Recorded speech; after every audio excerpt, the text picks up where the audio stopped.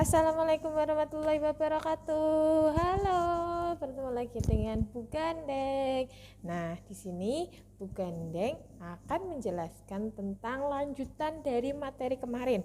Kemarin kalian sudah belajar tentang unsur teks berita, terus sifat-sifat berita, lalu menyampaikan informasi penting yang ada di dalam teks berita. Untuk hari ini, untuk kesempatan kali ini Bu Gandeng akan menjelaskan tentang kaidah kebahasaan teks berita dan struktur teks berita. Maka dari itu, agar kalian paham apa itu struktur dan kaidah kebahasaan teks berita, kalian dengarkan dengan seksama dan kalian silakan membuat catatan kecil tentang materi, struktur, dan kaidah kebahasaan. Untuk hal-hal yang ingin ditanyakan, kalian bisa menanyakannya atau kita bisa mendiskusikannya di WhatsApp grup kita, kelas kalian dengan Bu Gandeng, atau di Microsoft Teams. Oke, siap anak-anak? Oke, kalau kalian sudah siap, sekarang Bu Gandeng akan mulai menjelaskan materi tentang kaidah dan struktur teks berita. Siap? Harus siap dong. Nah, sebelumnya silakan kalian buka juga buku paket kalian halaman berapa ya? Halaman 17. Di situ sudah ada materi tentang kaidah kebahasaan dari teks berita. Untuk Bu, kok beda tuh materi yang disampaikan Bu Gandeng dengan yang ada di buku? Bu, yang ada di buku kok belum disampaikan sih sama Bu Gandeng? Bu, kok yang disampaikan Bu Gandeng nggak ada di buku? Ini untuk saling melengkapi saja. Kalian boleh nanti ketika kalian mempelajari yang ada di buku, kalian kurang paham, kalian bisa diskusikan atau bisa ditanyakan, atau kalau yang Bu Gandeng sampaikan belum ada di buku, silakan kalian beri tambahan catatan. Siap anak-anak? Oke, sekarang kita akan belajar tentang kaidah. Kaidah itu apa sih? Dulu kelas 7 kalian pasti sering belajar tentang kaidah kebahasaan. Ada kaidah teks deskripsi, ada kaidah penulisan pantun, ada kaidah teks prosedur. Nah, kaidah itu apa sih? Nah, kaidah itu aturan-aturan atau tata bahasa atau syarat-syarat dalam menuliskan suatu teks. Kaidah itu aturan-aturan, ya.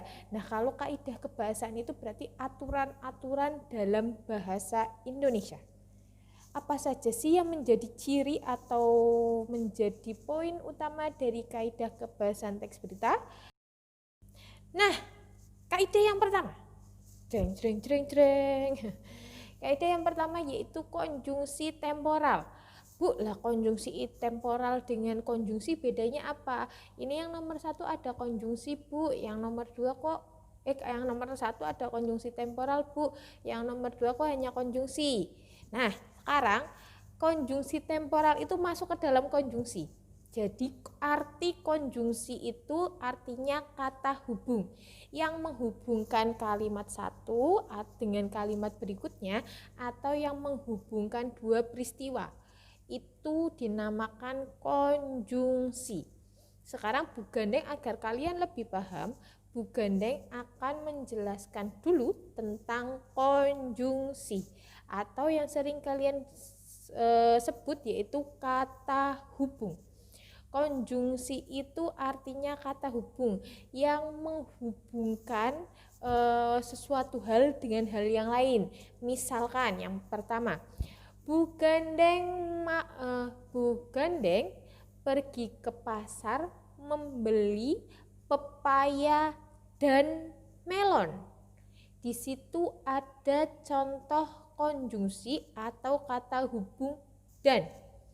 Harusnya di kalimat Bu Gandeng membeli melon dan mangga itu terdiri dua kalimat utama, yaitu Bu Gandeng membeli melon dan Bu Gandeng membeli mangga. Nah, di situ bisa digabung atau dihubungkan yang menggunakan konjungsi dan agar kalimat itu lebih efektif. Jadi kalimatnya membentuk Bu Gandeng membeli melon dan mangga. Itu yang dinamakan dengan kata hubung. Selain dan, kata hubung itu ada atau, sehingga, kemudian, oleh karena itu, maka dari itu, dan banyak sekali macam-macam konjungsi. Anak-anak bisa mempelajarinya kalau sudah menemukan banyak dari materi konjungsi itu. Ada yang nggak paham? Silakan ditanyakan ke Bu Gandeng. Nah, yang selanjutnya ada konjungsi temporal. Apa itu konjungsi temporal? Nah, silakan kalian buka buku paketnya halaman 17 biar kalian lebih memahami apa itu konjungsi temporal. Ya. Yang pertama, konjungsi temporal itu pengertiannya apa sih Bu Gandeng? Nah, konjungsi temporal itu konjungsi kata hubung yang menunjukkan kronologi atau urutan waktu, atau pertamanya seperti ini dilanjutkan seperti ini. Itu tengah-tengahnya pasti ada konjungsi temporal.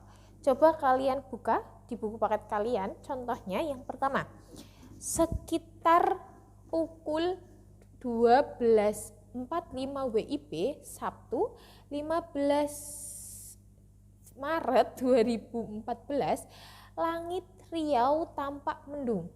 Tak lama kemudian, hujan yang diharapkan semua masyarakat akhirnya pun turun. Hujan turun di siang bolong ini memang tidak terlalu deras. Di situ ada contoh konjungsi temporal kemudian. Urutan waktunya kan pertama langit mendung, kemudian hujan turun. Nah, kata kemudian itu disebut konjungsi temporal. Sudah cukup paham? Nah, sekarang yang kedua, contoh kedua. Itu lokasi masuk perkampungan. Jadi kita melalui Jalan Fatmawati Raya, kemudian masuk Jalan Cipete dan masuk Jalan Haji Jian. Kata petugas pemadam kebakaran Sudin, Jakarta Selatan, Dendi. Nah, itu juga ada urutan atau kronologi waktunya, yaitu kemudian. Kita melalui Jalan Fatmawati, kemudian Jalan Cipete. Berarti yang pertama kan ke Fatmawati dulu, lalu ke Cipete. Itu dua kata melalui Jalan Fatmawati, lalu ke Jalan Cipete, itu ada kata kemudian. Nah, kemudian itu dinamakan konjungsi temporal. Sudah? Oke, sekarang yang ketiga berarti. Kaidah kebahasaan yang ketiga pasti kalian sering menemui, yaitu keterangan waktu yang menunjukkan waktu, yang menunjukkan bisa hari, bulan, tanggal, atau mungkin musim juga bisa sebagai keterangan waktu. Itu juga bisa digunakan sebagai keterangan waktu pagi, siang, malam, Januari, Februari, Maret, April, atau yang lainnya. Keterangan waktu pasti kalian sudah tahu kan?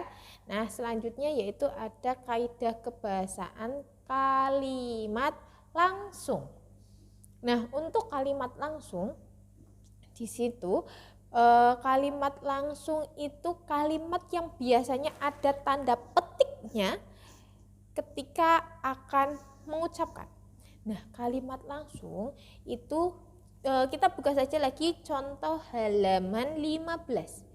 Ya, di situ ada penggunaan kalimat langsung.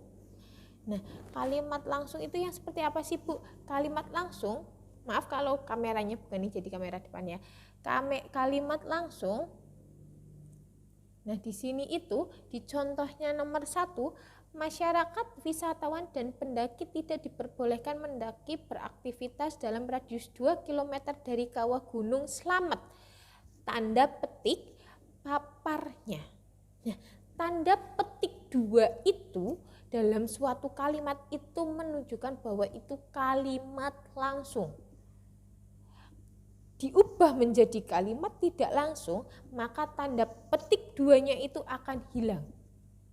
Dan diubah menggunakan kata papar salah satu paparan salah satu pengurus Gunung Slamet mengatakan bahwa masyarakat bla bla bla. Kalau sudah ada kata mengatakan bahwa, berarti itu sudah bukan kalimat langsung. Tapi kalau ada tanda petik 2 dalam satu kalimat, nah itu bisa menjadi ciri itu kalimat langsung. Paham? Paham dong pastinya. Sekarang kita lanjut yang kaidah terakhir, yaitu bahasa yang standar atau bahasa baku. Jadi di dalam teks berita yang baik itu harus menggunakan bahasa yang baku, tidak menggunakan bahasa slang atau bahasa sehari-hari kalian.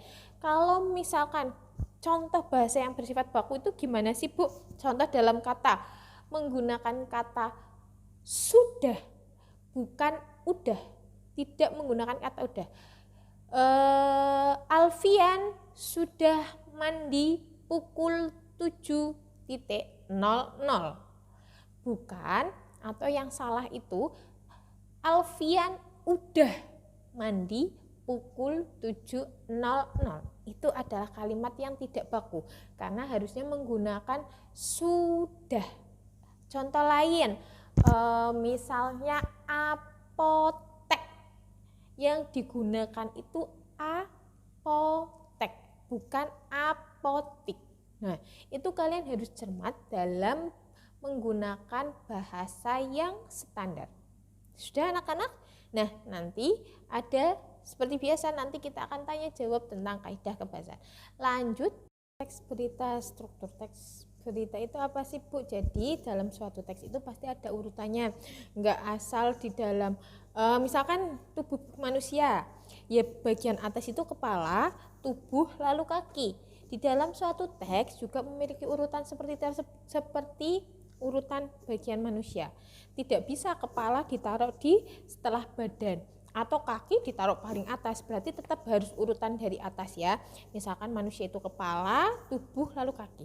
Di dalam teks berita pun ada urutannya. Yang pertama ada judul, anggap saja judul itu bagian kepala kita. Kepala harus di atas, tidak boleh di bawah. Kalau di bawah nanti serem kan. Nah, itu pun sama di dalam suatu teks. Kepala harus atau judul harus ada di atas. Judul teks itu apa ya? Yang kedua ada teras berita. Kita anggap saja teras itu bagian tubuh atau badan kita. Nah, untuk teras berita ini biasanya digunakan untuk menjawab pertanyaan apa, di mana, kapan, dan siapa. Biasanya unsur apa, di mana, kapan, siapa ini ada di bagian teras berita. Ketika kalian nanti akan membuatkan teks berita, bagian atau paragraf 1 atau bagian teras, isikanlah 4 ini. Apa, di mana, kapan, lalu siapa. Ya, boleh urutannya boleh diacak, tapi harus ada 4 ini di dalam teks dalam teras berita. Yang kedua, kita akan masuk ke bagian tubuh berita. Nah, tubuh itu kalau di bagian manusia itu kita anggap paha kita. Nah, tubuh berita itu yang menjawab bagian bagaimana atau mengapa peristiwa itu terjadi. Itu masuk ke dalam tubuh berita. Lalu bagaimana sih peristiwa itu atau kronologinya itu terjadi, itu masuk ke dalam tubuh berita. Yang terakhir ada ekor berita. Ekor berita itu seperti bisa saja masuk ke dalam bagian tubuh ekor itu, bisa ada atau tidak. Jika kalian ingin melengkapi informasi-informasi di luar adik Simba itu, silahkan diletakkan di ekor berita. Sudah? Nah, itu sudah bagian struktur. Lalu kita masuk ke dalam langkah penyusunan teks berita. Seperti biasa, nanti akhir dari pembelajaran ini kalian akan membuat suatu teks berita. Ya, yang pertama, langkah penyusunan teks berita yang pertama yaitu memilih peristiwa atau kejadian terbaru atau terkini. Nah, kalian menyurvei nih, di daerah kalian ada informasi apa ya? Misalkan ada tentang penyemprotan disinfektan di desa kalian. Nah, itu bisa jadi berita loh. Kalian udah tahu, oh penyemprotan disinfektan. Yang kedua, kalian mengumpulkan informasi yang mendukung. Ada apa aja sih? Terus jangan lupa ketika mengumpulkan informasi yang mendukung, kalian carilah 6 unsur ini untuk kalian susun menjadi teks berita. Informasi yang kalian kumpulkan, ada siapa saja sih yang menyemprot disinfektan, lalu ada kapan penyemprotan itu, di mana saja penyemprotan itu, terus apalagi apa yang dilakukan, apa yang informasi yang kalian cari, lalu mengapa harus disemprot disinfektan, lalu bagaimana sih proses atau kegiatan itu berlangsung, kalian ceritakan. Bagi kegiatan ini dilakukan oleh pemuda desa melakukan ini karena sadar bahwa COVID sangat berbahaya untuk warga di desa Tambak Boyo, misalkan seperti itu ya. Sudah, itu mengumpulkan informasi sebanyak mungkin. Kalian bisa dengan cara wawancara, dengan observasi, atau dengan kalian terjun langsung. Itu cara-cara mengumpulkan informasi. Lalu menyusun berita. Kalian kan sudah punya nih 6 unsur ini yang kalian bisa rangkai menjadi suatu berita. Kalian menyusun beritanya. Kalian yang apa, di mana, kapan, siapa, kalian jadikan teras berita. Lalu yang mengapa, lalu dan bagaimana proses itu atau kegiatan itu berlangsung, kalian jadikan tubuh berita. Nah, nanti kalian setelah itu menentukan judulnya. Tara, jadilah sebuah teks berita. Nah, sudah ada yang ingin ditanyakan tidak? Jika ada yang ingin ditanyakan, nanti kalian bisa langsung di grup WhatsApp atau Microsoft Teams kita. Bukan yang rasa pembahasan ini cukup panjang dan kalian harus sabar untuk mendengarkannya. Ulangi, dengarkan. Kalau ada yang ingin ditanyakan, kita bisa diskusikan. Sudah? Bukan yang tutup, cukup sekian untuk hari ini, untuk pertemuan ini, untuk video ini, karena kita tidak bertatap muka. Mohon maaf bila ada salah kata. Selamat sampai jumpa lagi di video-video pembelajaran selanjutnya. Assalamualaikum warahmatullahi wabarakatuh.